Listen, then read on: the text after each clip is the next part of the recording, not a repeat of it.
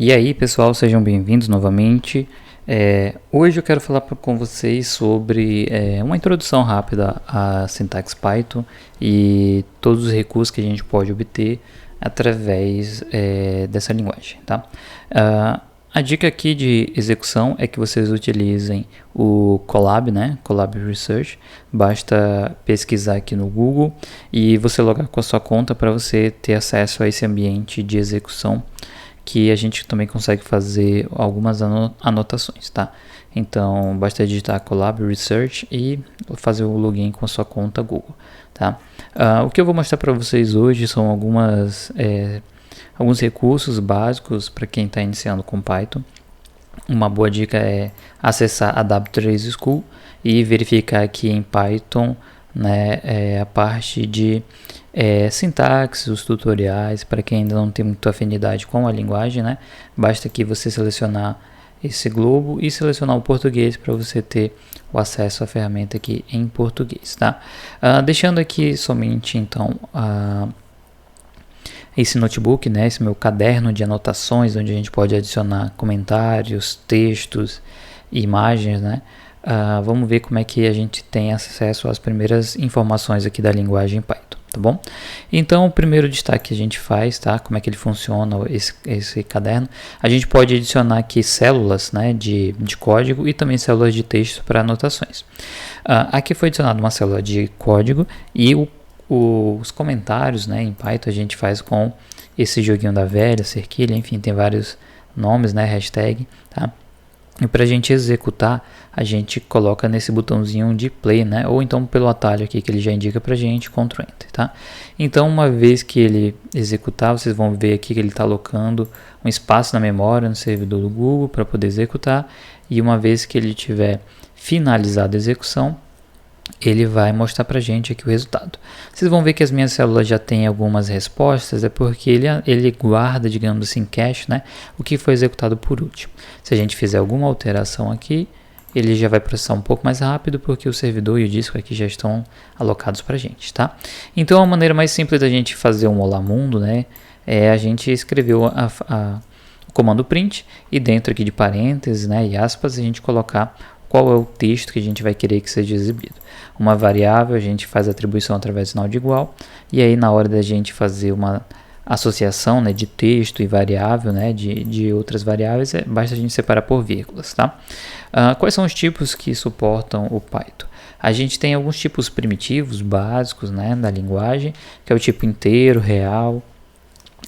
Se a gente quiser especificar e saber qual é o tipo que está sendo executado, a gente pode utilizar esse comando aqui, type, tá? Ele vai trazer qual é a propriedade, digamos assim, o tipo, que a gente vê que é um tipo string, né? Porque ele está entre aspas. Se a gente tirar as aspas e deixar, por exemplo, um número com ponto, né? O ponto e vírgula, enfim, a gente vai ver que ele vai passar a ser do tipo float.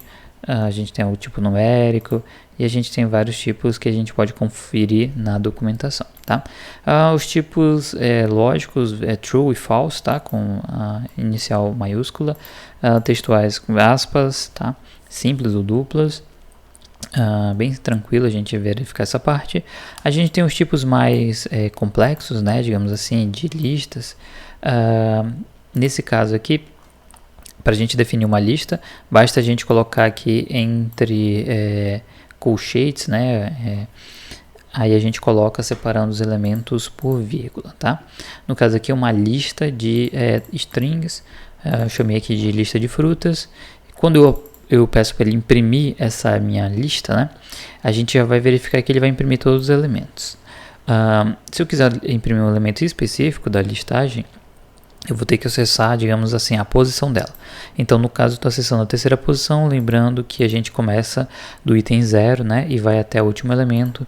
Se eu colocar aqui um elemento que não existe, ele vai me indicar que existe um erro, né, de indexação. Então, basta eu escolher um primeiro elemento 0, segundo 1 e o terceiro elemento o 2, tá? Nessa listagem aqui.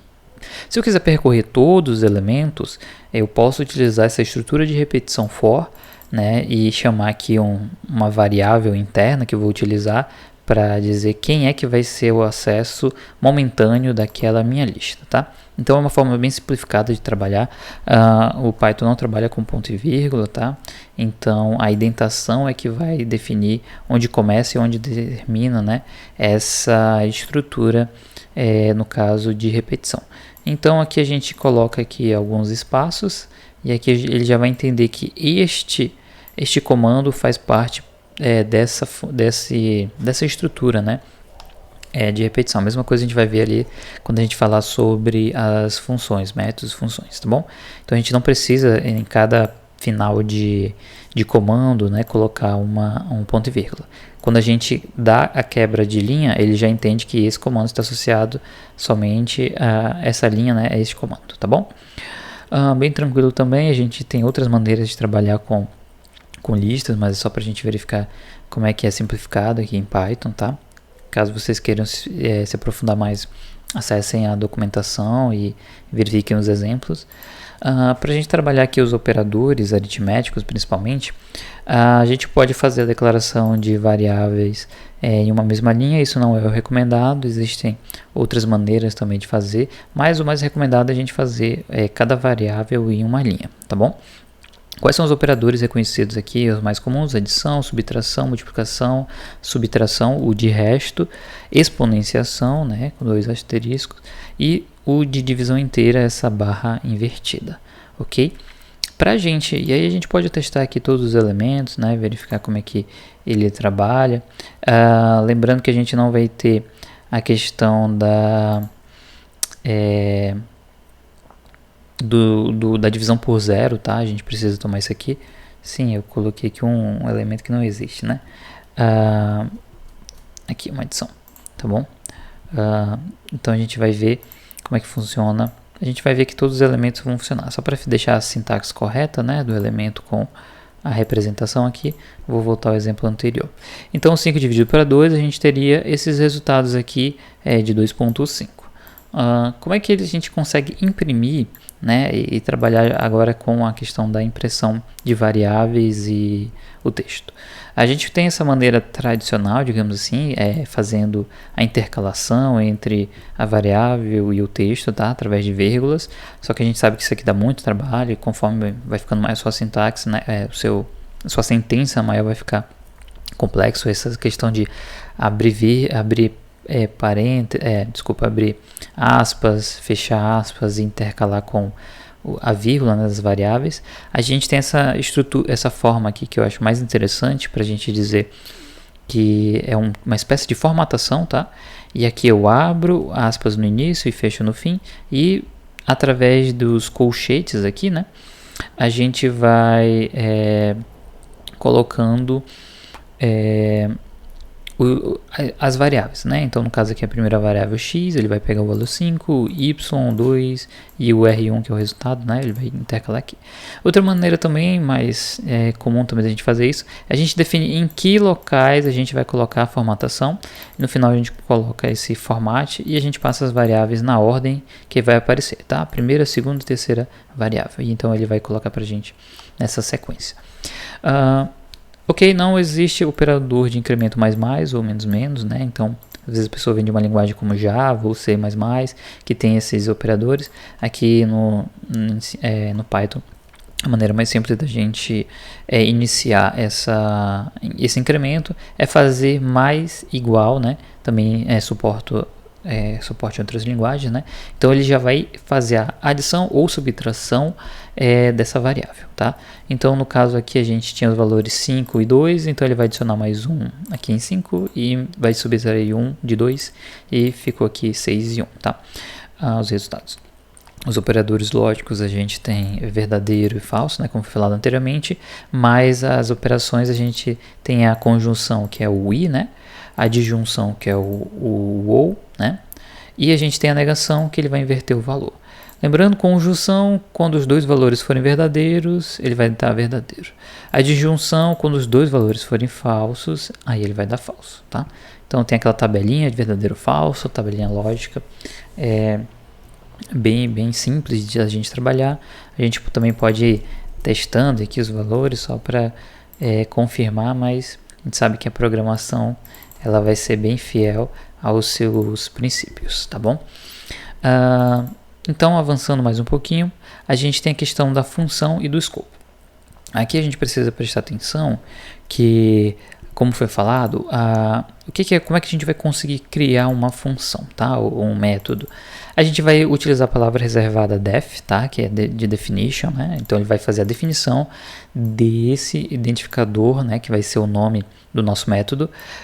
Os parênteses são obrigatórios aqui no caso, e os dois pontos vão finalizar, digamos, essa linha, e tudo que vem abaixo vai representar digamos assim, o corpo, né, desse meu método. Então, todos os itens que vão ser colocados aqui, eles precisam estar com a devida indentação para dizer que fazem parte, né, dessa estrutura interna do meu método, tá? Então, a partir do momento que eu voltar aqui, né, a minha indentação normal, ele vai entender que acabou ali, finalizou o método. Então, se eu colocasse esse espaço, quer dizer que esse comando ele tentaria executar nesse método. A partir do momento que eu retiro a indentação, ele vai dizer que ele sabe que o último comando é esse aqui. Tá? Então, qual é a função desse exibe texto? Simplesmente, como o próprio nome diz, a gente vai pegar uma variável, né, novo texto, e a gente vai tentar executar ela. Então, a princípio, tá? Executando somente o método, lembrando que o que está comentado não vai ser executado. A gente cria, né, esse método que pega um texto e retorna esse texto, digamos, para quem chamou ele. Então, a partir do momento que eu chamo a função print, exiba, né, essa função exibe texto, ele vai ter que exibir o texto em tela, tá? O novo texto foi impresso, bem simples. Ok, o que eu quero chamar a atenção? É a questão do escopo, né? A gente tem aqui o escopo global e o escopo local. Essa variável texto, ela só existe momentaneamente, né? Enquanto essa função, esse método existe em memória. Aqui a gente consegue imprimir esse texto porque ele retornou, né, pela função aqui para o nosso, quem chamou ele, né, no print. Ok, então a gente consegue acessar momentaneamente o retorno, né, o que foi colocado aqui em texto. Agora, se eu tentar acessar essa variável texto, a gente vai verificar que vai ser exibido aqui um erro, né, digamos, que ele não encontrou, né, ele não foi definido essa variável. Ela existe, mas somente lá dentro do método. Então, como é que a gente consegue acessar? Só para a gente fazer um exemplo, tá? Eu vou criar essa mesma variável, só que de maneira global, e a gente vai verificar como é que ele imprime, digamos assim, esse texto original, que é o valor, né, da variável texto. Então, eu criei antes da função, eu criei um texto, a variável texto, que tem aqui texto original. Então, agora, essa minha variável texto, ela consegue acessar o texto original. Quando a gente executa essa função exibe texto, ela cria localmente uma outra variável, apesar de ter o mesmo nome, né? Mas elas têm escopos diferentes, então é como se elas não se reconhecessem, tá bom? Agora, se eu retirar esse acesso, né? Vocês vão ver que ele não essa variável texto aqui interna, ela não vai pegar o valor ali novo texto, tá bom? Vamos então aqui fazer só um último exemplo que eu quero passar para vocês. Muito cuidado com a questão de variáveis globais, locais. Evitem colocar o mesmo nome, né, para você não se confundir, não saber de onde é que vem essa variável, para onde vai, tá? Então tem que tomar muito cuidado. Uma coisa que eu quero mostrar para vocês é que agora, depois que eu criei essa variável aqui pelo Google Colab Research, né, se eu tentar, digamos assim, apagar, né, ou então retirar, comentar aqui, vocês vão ver que aquele escopo do texto, ele ainda existe aqui, tá? Então a gente tem que tomar cuidado porque uma vez que ele criou e executou isso, é como se a variável tivesse ficado em cache. Então esse texto aqui, ele globalmente ainda existe na memória, tá? Do Google. Então a gente precisa, digamos assim, limpar esse cache. Só para a gente fazer aqui dar um restart ou run all, né? Ou então a gente bota um factory reset runtime. que ele vai apagar ali. A gente vai ver que ele apagou aqui da nossa memória, tá? Então ele vai alocar novamente um processamento, uma memória, e aí quando a gente executar de novo, a gente vai ver que ele vai voltar naquele erro, digamos assim, original, tá? Então muito cuidado na questão de utilizar variáveis locais, variáveis globais, tá? Para a gente não confundir, tá bom? Tem que tomar muito cuidado, então evitem repetição de variáveis, de identificadores de variáveis, né? Para não cair nesse erro, ok? Só para tirar o erro da tela, vamos deixar aquela função padrão aqui desse jeito. Para importar bibliotecas, basta a gente colocar a palavra import e a gente saber qual é a biblioteca que a gente tem acesso, tá? Aqui então o servidor do Google ele já vai ter uma série de bibliotecas que ele vai conseguir acessar facilmente internamente, né, do Python, né? Uma aqui que eu estou fazendo nesse exemplo é chamar aqui a função datetime, né? Aqui eu coloco a identificação, se eu quiser chamar essa biblioteca de tempo, de hora, a gente pode dar um novo identificador, mas eu vou colocar o original aqui. Vou acessar aqui a função, digamos, agora, então ele vai obter do servidor a data e a hora, e aí eu quero somente a hora, eu quero somente o minuto, somente o segundo, e vou guardar nessas minhas variáveis aqui, tá? Então, a hora certa aqui, no momento que eu estou gravando, vocês vão ver que no meu relógio são 7h57, mas ele vai pegar uma hora, tá, do servidor. Então, não achem estranho que a hora do computador de vocês vai estar uma e a hora do servidor do Google vai estar outra, tá bom? Mas o importante é que eu consegui aqui imprimir, tá, nessa formatação, a hora, minutos e segundos, tá, e que está sendo passado aqui nesse momento. Tá? Então, aqui, esse exemplo é para a gente pegar como importar uma biblioteca. Na parte de baixo, eu quero mostrar para vocês em relação como é que funciona a estrutura de decisão if else, tá? Que é a mais utilizada e é a única disponível. Em outras linguagens, a gente tem a questão do switch case, mas no Python a gente não tem o suporte para isso. A gente trabalha muito bem com o if else. Tá? If, aí vem a questão da decisão, 2 pontinhos, os comandos que vão estar executados naquela decisão. Um if else seria esse if, né, bem compacto. Se o primeiro comando não for executado, ele vai tentar o segundo, e a gente pode ter várias estruturas dessas abaixo uma da outra. Em último caso, a gente tem o else, 2 pontos, não tem uma questão de teste lógico, né? Então, como é que essa função ela vai trabalhar, né? Se o primeiro comando se a hora do servidor for menor do que 12, né? A gente pode aqui testar só para forçar um teste, né? Aqui colocando a 14, ele vai dar boa tarde. Se eu colocar um número maior de 18, ele vai dar uma boa noite, tá? E se eu colocar um número, digamos, pequeno aqui, menor que 12, ele vai dar um bom dia, tá? Então, para a gente verificar que ele funciona. Se eu quiser voltar aqui com a hora do servidor, ele vai pegar essa hora daqui de cima. Beleza. A gente tem as estruturas de classe que são mais complexas.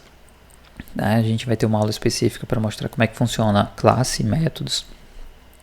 Mas a palavra reservada à classe, ela permite a gente criar uma estrutura onde a gente vai definir quais são os atributos, né? Então eu estou criando aqui já dentro da classe isso, e na hora de eu criar um objeto, eu vou colocar o nome e a gente vai verificar que esse objeto pessoa 1, ela vai ter todas essas informações que eu já defini previamente aqui, tá? A gente pode criar valores padrões como o nome vazio, a idade 0, a altura determinada, tá bom? Mas para esse exemplo aqui, a gente está verificando somente alguns testes, tá? Então, assim que a gente faz a chamada, digamos assim, dessa classe e a instanciação desse objeto pessoa 1, acessando a propriedade nome, a gente vai ver que a pessoa 1 ela tem o nome de fulano. A idade da pessoa 1, né, a gente sempre vai fazer o acesso através do pontinho. Ele vai acessar o atributo e a gente vai ver que ele tem ali a idade 27. Como já está em memória, a gente consegue colocar o mouse em cima, né, a gente consegue ver qual é o valor desse objeto. Tá bom? A poder ter pessoa 2, pessoa 3 e ir alterando essas informações. Bom, a entrada aqui pelo console é bem interessante porque permite a gente fazer interações e eu colocar aqui o nome, né, que eu quiser. Apertando Enter, ele vai jogar esse nome para dentro dessa variável, né? Basta colocar o comando input e a gente já captura isso dentro de uma variável. Se fosse um número, ele colocaria aqui em tempo de memória, né? A gente precisaria fazer algum tratamento, mas o número viria para cá e ele já tenta converter para a gente, tá? Então a gente vê aqui que é uma string, bem-vindo, e o nome que eu botei foi o João, tá? Então a gente precisa fazer alguns tratamentos, quando é texto, quando é número, mas é só para a gente conhecer as estruturas básicas aqui no momento. A estrutura de repetição, as básicas que a gente tem é o while, né? A gente faz o teste condicional no início. Então eu quero que inicie de 1, enquanto essa minha variável i for menor que 6, ele vai imprimir o valor e vai iterar mais 1. Então aqui o objetivo é só a gente ir de 1 a 5, né? Porque se eu quiser que ele inclua o 6 também, eu boto i igual, né? Quer dizer, menor ou igual, ali inclui o número 6. Mesma coisa na questão do for, né? Eu tenho o valor inicial e o valor final.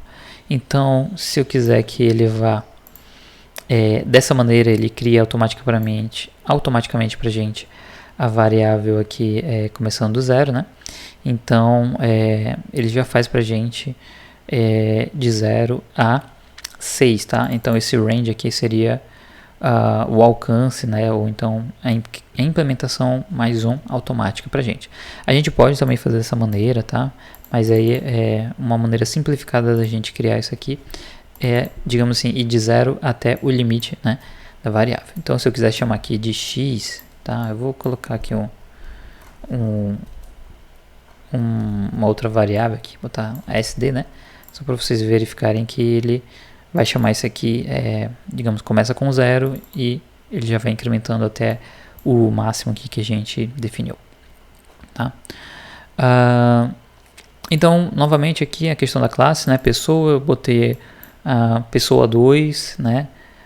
E eu posso alterar as propriedades aqui, chamei aqui o do Zequinha, idade, altura dele, né? Então, para a gente verificar como é que funciona. Tá bom? Então, se eu quisesse acessar as propriedades aqui da pessoa 2, tá? Só para a gente ver qual seria o nome, né? Impresso. Ele criaria a classe, passaria a atribuição. Só uma passagem bem rápida, tá? Para a gente ver alguns comandos básicos da estrutura do Python.